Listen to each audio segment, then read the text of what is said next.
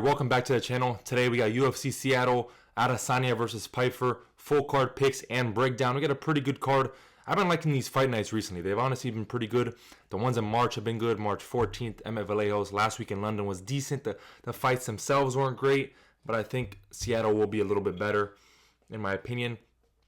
Also, the bout order has been a little weird in these cards. Like, we have some guys in the prelims who should be on the main card. Some guys in the main card who should be in the prelims, like fucking Chiesa, Nico Price. I know it's Chiesa's retirement, but get his ass off the main card, please. Like Julian Rosaleri and Douglas, it's a good fight, but should be in the prelims rather than like a fucking Bahamondes Musayev or Simone Yanez. But let's get straight into it. Starting off with Alexia Tainara versus Bruna Brazil.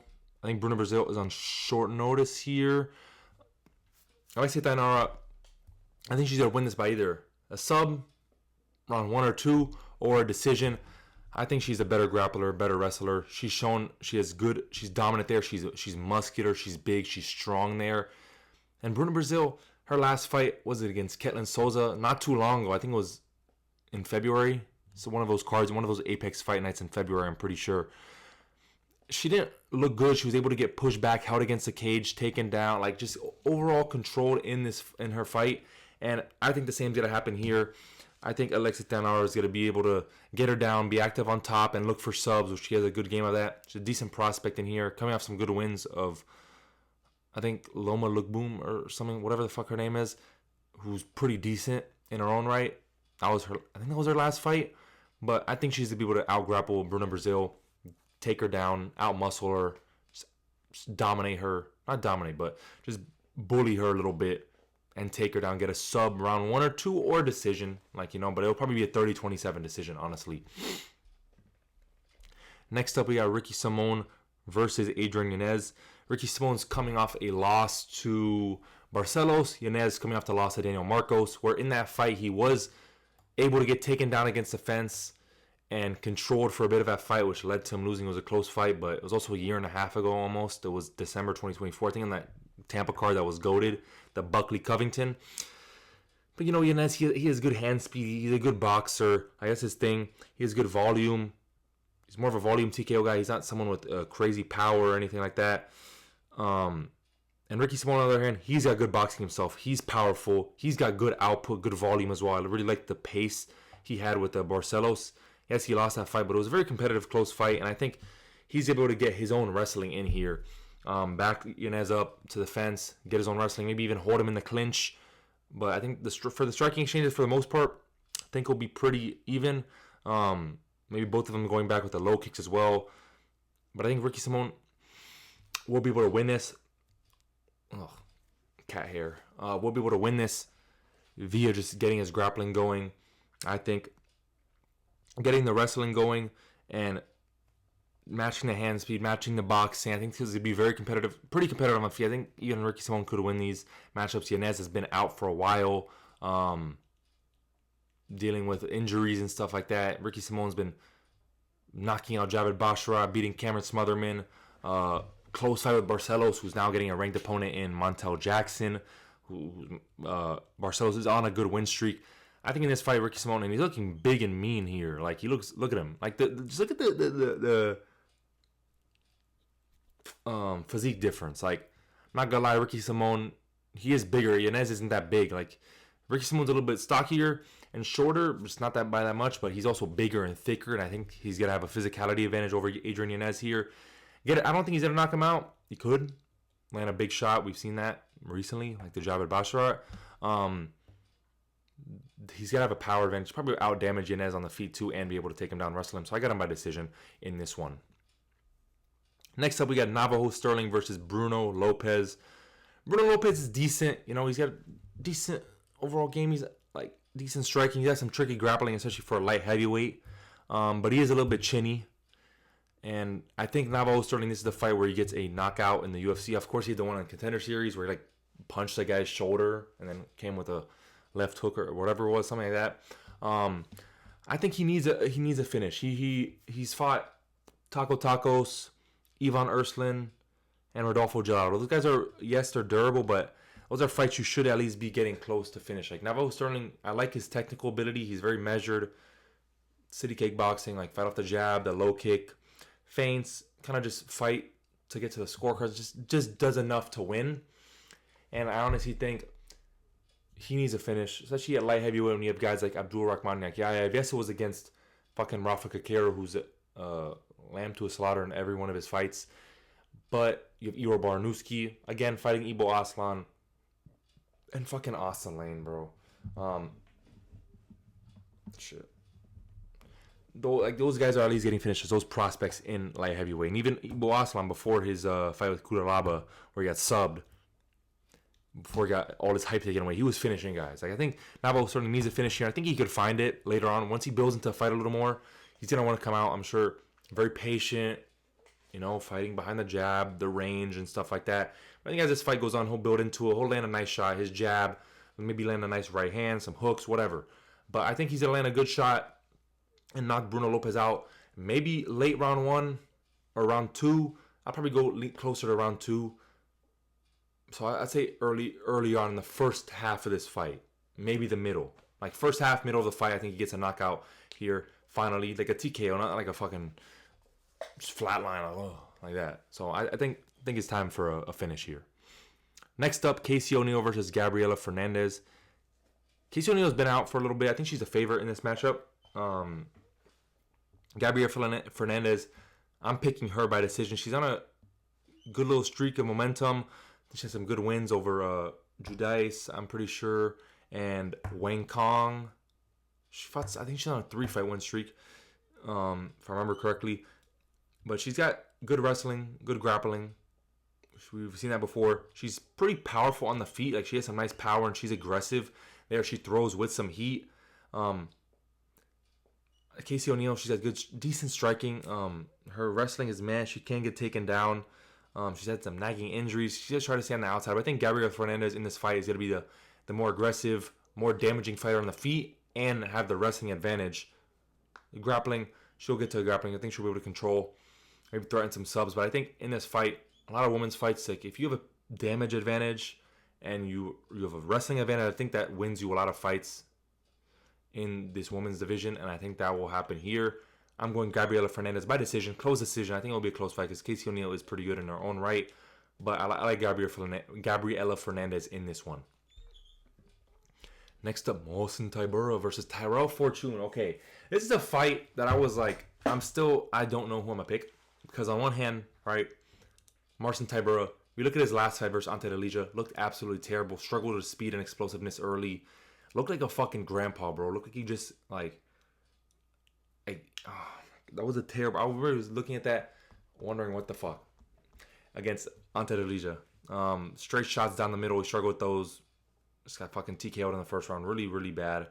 Tyrell Fortune, on the other hand, he got heel hooked or leg locked, whatever it was. I think 2 or 3 fights ago in the PFL. I think it was in 2024, a couple years ago, during their tournament. He has really shit competition. He just took a guy who was 1-5 to the 3rd round. His last fight. Got a doctor stoppage.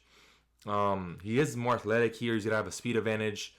He likes to come down the middle and with his right hand. He's a good right hand. Some decent offensive wrestling and some good ground pound. But the competition is straight ass. And even at heavyweight, having ass competition is even asser because it's heavyweight. We know. I see that for me, a round 1 knockout for Tyrell Fortune, just kind of barrel rushes forward against Mohsen Tybura, gets him out of there. Or Mohsen Tybura lays on him, maybe gets a sub, or just lays on him to a decision. But honestly, my gut is telling me Fortune's going to win this by first round TKO. It's still very 50-50 for me. It's like literally a toss-up. I could flip a coin. But I'm going to go with Tyrell Fortune by round 1 TKO. Not confident at all. I'm pretty confident on my other picks down here. Not at all in this one. And there's like 2 more fights like this where I'm like, eh. Next up is Chase Hooper versus Lance Gibson Jr.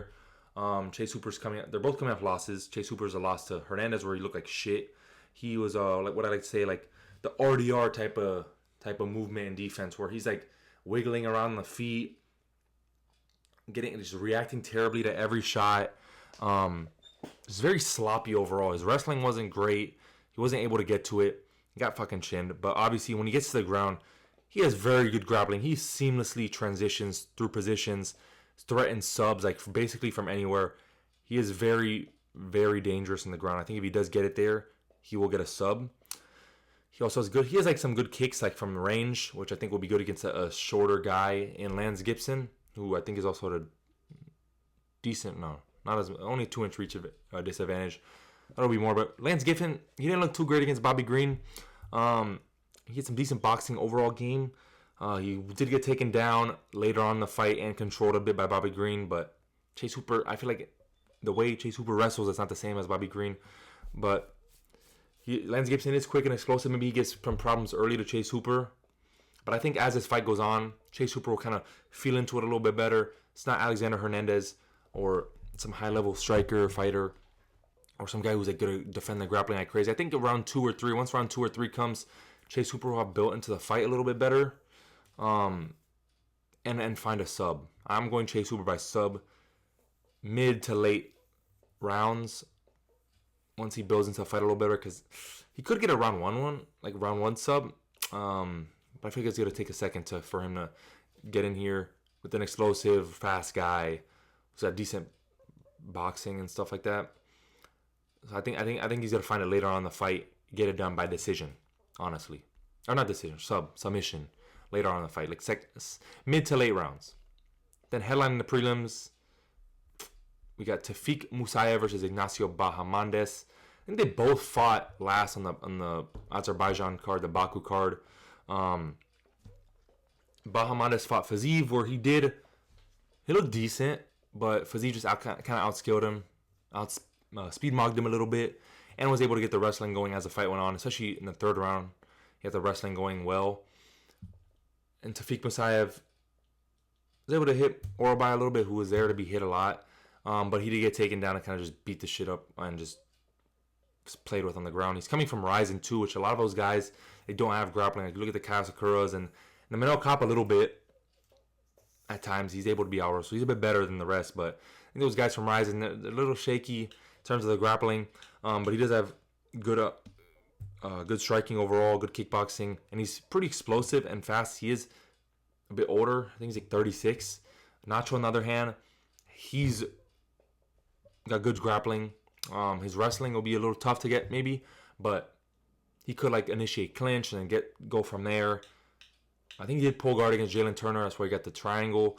But he's got good, sharp kickboxing, good submissions on the ground, and he's training with Bilal Muhammad. That team, they're doing really good. We saw Brendan Allen was what he's been doing, or at least his last fight, fighting Edmund Shabazi next, which is a weird matchup. But I think Bahamondes in this one, I think he's going to be competitive on the feet, but he's going to have some success here. He showed a good, against an explosive guy like Manuel Torres, able to counter him, land a nice knockout blow. He could chin Musayev here, but I think it'll be more so a sub, maybe in the second round, probably mid-fight, later on in the fight, or he could chin him. I think Ignacio Bahamondes will finish the fight. I think he's really good, but I think he might try to enter the grappling a little early. If we're going from like the Bilal standpoint with the game planning, where they do game plan well, they have a nice fight IQ over there at gym. I think after his last fight, he's going to come out looking really good. He's a really good prospect here. He's big, he's long.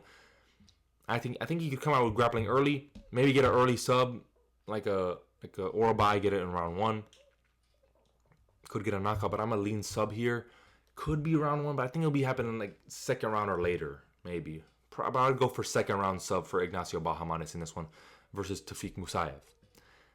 So these are my picks for the prelims. I got Bahamondes by sub, Chase Hooper by sub, Fortune by early knockout, Fernandez by decision, Navajo Sterling by knockout, Ricky Simon by decision, and Alex Steinauer by decision or sub for the prelims.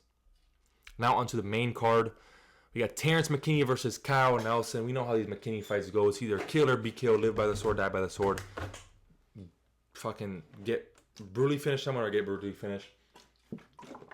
I think Terrence McKinney will finish his fight in the first round. Obviously, sometimes checks out or does usually check out after the first half. He's very fast, very powerful. He pushes the pace fucking crazy in the striking, the grappling. He could wrestle as well. He's so dangerous. He's got power in the hands. Good straight shots, like good subs. He's absolutely disgusting in the first couple minutes. Cal Nelson looked pretty good against Matt Favola. His return to lightweight. I think he fought there early in his career. Before that, he did get knocked out by Steve Garcia in the first round, which I think something Terrence McKinney will probably do. I think he's gonna get a finish here. In the chaos with with Matt Favola, especially in the first round, he looked weird. He's like wailing around like this, moving like this. He's like he just weaves too much. He gets off balance. I could see Terrence McKinney grappling him through those exchanges or landing huge shots like uppercuts or knees, something like that. I think Terrence McKinney's gonna make it chaotic, and Kyle Nelson's gonna do that shit where he's like this. He's like moving like this, where he's like wailing in the chaos and just gets clipped or gets his back taken and subbed early on in this fight. So it's typical Terrence McKinney fight, how it usually goes. And I think it's a homecoming for him. I'm pretty sure he's from Seattle or somewhere in Seattle or Washington. So I think it's a done by first round finish. The usual for Terrence McKinney. I'm going to go knockout. I'll go knockout for this one. I think Terrence McKinney wins by first round TKO. Next up, we got Mansour Abdul Malik versus Yusri Boguri. Boguri, the last fight, beautiful performance against Asman Bakov, who's a pretty touted prospect, honestly, in his division. Similar to Mansour Abdul Malik, where he's like an explosive guy, he's powerful, likes to get the wrestling going, but I think Mansour might be a little bit better. There, he's a bit more seasoned in the UFC, of course. Yusri Boguri showed really nice takedown defense overall, but when he did get taken down, he had nice get-ups. He fought the hands, mitigate damage, and sub-attempts, like Alex Pereira, who he does train with, and Glover, of course. Really nice jab, which I think he times very well to someone coming in. Again, low kicks, his overall kicks, he works the body decently. He's big, he's long, he's rangy, he moves around well. And I think it's a recipe to just beat the shit out of Mansour Abdul Malik and finish him as the fight goes on later in the fight, like round 2, 3, like late round 2, round 3, sometime around that. Mansour Abdul Malik, he's explosive, he's powerful. He's had a good overall game. Striking's okay, but he doesn't fight good opponents. He likes to explode, come in your face, wrestle, just be explosive. And I don't think it's going to work against Yusri Boguri, who has this extensive kickboxing background. He looked really good his last fight. He's fought better opponents, honestly. He's fought Tulio Bakoev and then some other guy who was decent on the Contender Series. I think he's able to just piece him up at range, uses low kicks, uses overall kicks. He combos up really well behind that jab, like to the body, to the head with hooks. Just very experienced in this game. Not as obviously MMA, but just overall combat sports. Fought way better competition. Looked good his last fight, better than anything I've seen from Mansour Abdul Malik, who just fought Tricoli. I think Yusri Boguri is gonna he's gonna get taken down probably. I see it here. But he's able to get back up, work to his feet, and then just piece him up and tire Mansour Abdul Malik out and finish him later on, just like you did. Because the thing with him, I like how he works into fights where he's doing things that really slow you down, like to work to the body, the low kicks and the jab. I think he's able to do that to a big, explosive, muscular guy in Abdul Malik and get the finish. Late rounds 2 or 3. Now we got Julian Erosa versus Larian Douglas. Erosa is a tricky guy, a lot of experience, good durability, survivability, but also good grappling, good tricky grappling, good subs. But he is very hittable. He's there to be hit. That's why he has good survivability when you see things like that. Larian Douglas, on the other hand, I actually just watched the Cam Teague performance again. What is Cam Teague? That's someone. Larian Douglas has good low kicks. He's patient. He lets it come to him. He looks for openings. He's going to find openings. He's going to snipe you. He is a sniper. He's super fast, super explosive. Got really good power and overall finishing potential. He has some decent experience pre-UFC. He's fought like Shepard Mariscal, Isaac Thompson, who both did finish him, sub and knockout. But did knock out Javier Reyes like right before Contender Series or 2 fights before Contender Series, who I don't think is good. He's pretty ass, Javier Reyes. He looked like shit when he fought Silva de Andrade. Did get the knockout win, but he looked like a fucking 2 weight classes apart.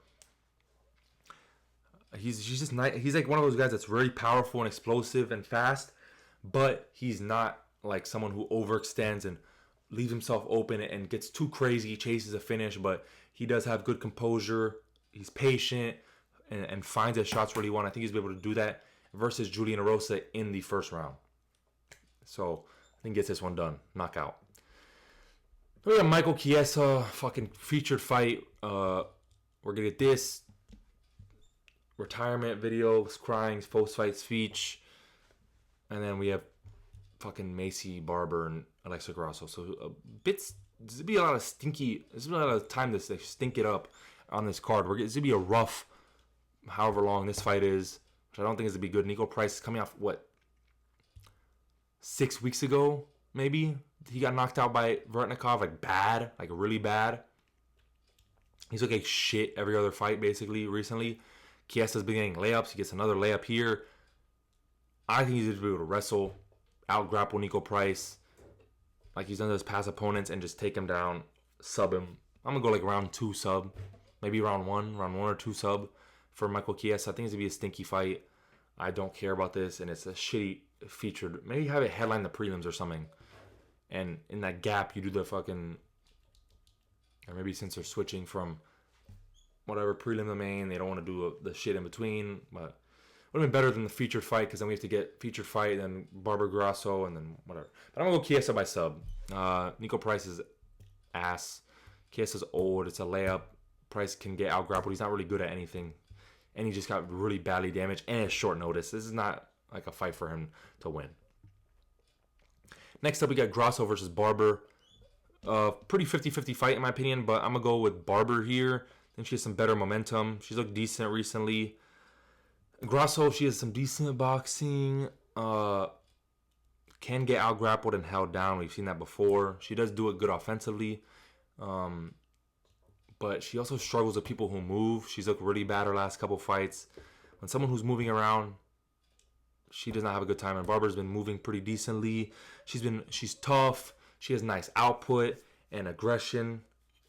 She's been improving in her grappling, I think. And I think she's going to be just a more aggressive fighter. Come forward, get on Alexa Grasso's face. A bit better than the first fight where she's not like 5 feet away from Grasso. But I think I don't really care for this fight. There's not much to it. It's a toss-up. But Barber's going to get this one done, I think, by a decision. It's a close fight. It's 50-50. But I think Barber's going to be more aggressive and implement her game plan a little better. And just ride her momentum that she has now. Then main event, Izzy versus Joe Pyfer. I talked about this already last night. Did like a 18-minute breakdown on this. I watched him film. Broke down the fights and then broke down what I think will happen. I don't think Joe Pyfer has improved much since his last few fights. Or since the Hermanson fight. He looks pretty similar. Where round 1 and 2, he's very dangerous. Those are his rounds to win. But even round 1 to 2, he slows down. Round 2 to 3, he slows down even more. And rounds 4 and 5, those are Izzy's rounds. Izzy should not have much danger rounds 3 through 5. Kelvin Gastelum got around 3 off of Pyfer. Rounds 1 and 2, of course, Pyfer's very dangerous. He's going to come in looking for the big right hand. He is a little more patient now, which I think is actually worse for him than when he looked the first couple rounds against Hermanson, where he's throwing combos, he's being a bit more aggressive, throwing his low kicks, which he does abandon as the fight goes on. He abandons his low kicks, he abandons combos if he even does throw them. He may start off each round still very aggressive, but that's for 20, 30 seconds and he's done. Then you're able to move around. I think you're able to move around, jab him up, time him, see what he's doing, low kick. Hermanson was able to figure him out. Kelvin Gastelum figured him out later on in the fight. Hermanson did it late round 2. I think Izzy will be able to do it. Yes, Izzy is open to the right hand. Got hit with it versus Strickland. DDP, I saw it a few times. And then, of course, on the stance switch versus Imavov, which he's going to have to be careful with. That stance switch. But those levels of fighters, I think, are a step above Joe Pyfer in terms of being good, accurate. Joe Pyfer is very fast. Accurate, dynamic strikers who set up their shots a lot better. You know what Joe Pyfer wants. He does not set it up well. Also in the grappling, Joe Pyfer does have a very explosive double leg. But I think Izzy showed it against DDP at times. Against Imavov, he showed really good takedown defense up against the fence in the clinch or with the double legs or body locks, whatever it may be. Izzy showed good defense on all of those. I think he'll be able to defend that from Pyfer. Again, just like his striking does not set it up well. If Pyfer wins this, he's going to be his big right hand. He's going to put it on Izzy's chin. I don't think he's going to put him out cold, but he's going to drop him. Let's finish up with him ground and pound in the first 2 rounds. Has to be the first 2 rounds. But I think Izzy's able to jab him up. If Izzy comes, because the thing with Izzy too is his defense like this. That's very terrible. That's a terrible look. Also, just the overall, like the long man's defense, like they like to say, where if he does get up against the fence, like he did against Imavov once, he takes a second to move. I think once it hits the fence, he needs to move immediately, which I don't like, where he does stay there for a second. But overall, I think he's a much better striker here, more experience. Pyfer is not that good. He hasn't showed much improvement, in my opinion, in terms of what he needed to, like against Jack Hermanson, in terms of fight IQ, like cutting people off, setting up his strikes, setting up his takedowns. I don't think he has improved in that. He is very dangerous on the ground, though. Good BJJ for how big and strong he is and explosive. But I think if Izzy deals with Pyfer, which I think he can do in the first 2 rounds, where he's a bit patient on the feet, jab, low kick, body work, but don't throw in combination as much, don't overextend, don't get up against the fence, don't move, which he was able to do pretty decently against Imavov and DDP, where he's able to move around well, and he's also on the front foot. I think Pyfer, when he's on the back foot, he's not good at all. When you're standing there together, he's not that good either. When he's coming forward, that's when he's dangerous, of course, but it's just like a big drop-off when he's on the back foot, when he's not being able to pressure you and stalk you and bully you, basically. So I think Izzy's jab, low kicks, body work, and movement will be able to fuck with Joe Pyfer early, and he's going to slow out. I could see Izzy getting a 49-46 or 50-45 here. So I think he's going to win the last 3 rounds, but maybe win the first 2, or drop one of them, maybe drop both. But I think I'm not highly confident, but I think he could get it done. I think I'm leaning Izzy in this one. I feel decent about this. Not too confident, but yeah. So those are my picks for the card. That's for the main card. We got Izzy decision, Barber decision, Chiesa sub, Douglas KO, and Bogarui KO. Oh, and also McKinney KO. So that's it. See you guys tomorrow for the reaction after this card. Either the best night or the worst night of my life. I'll see you then.